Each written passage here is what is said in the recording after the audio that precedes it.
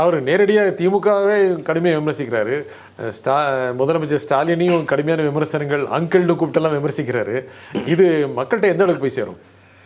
இது நல்ல முறையில் சேரும். ஏன்னா திராவிட முன்னேற்ற கழகத்தினுடைய தொண்டர்கள் கடுமையாக விமர்சிச்சுட்டு இருக்காங்க தலைமை குடும்பத்தையும். ஏன்னா அவர்களுடைய செயல்பாடுகளும் தங்களுக்கு சரியாக வரல என்பதாக விமர்சிக்கிட்டு இருக்காங்க மக்களை, அவங்கள தொண்டர்களே. கீழே தொண்டர்களே திமுக தலைமையை நீங்கள் எப்பவுமே கலைஞர் இருக்கும் காலத்திலேயே திமுக தலைமையை திமுக தொண்டர்கள் விமர்சிப்பாங்க. தேர்தலுக்கு 3 மாதம் முன்னால் இறங்கி வேலை செஞ்சு அவங்கள மாரி செய்ய முடியாது. கடுமையாக இறங்கி திமுக வேலை செய்வாங்க. இது திமுக தொண்டர்கிட்ட உள்ள பர்டிகுலர் தன்மை. சரிங்களா? இப்போது அவர்களே விமர்சிச்சுட்டு இருக்காங்க.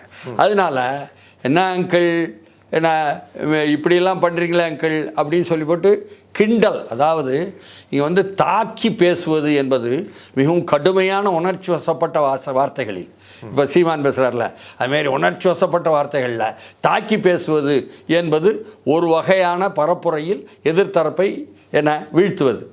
இன்னொன்று கேலியும் கிண்டலுமாக பேசுவதற்குல்ல, அது இன்னமும் அதிகமான தாக்கத்தை ஏற்படுத்தும் அளவுக்கு உள்ள ஒரு ஆயுதம்.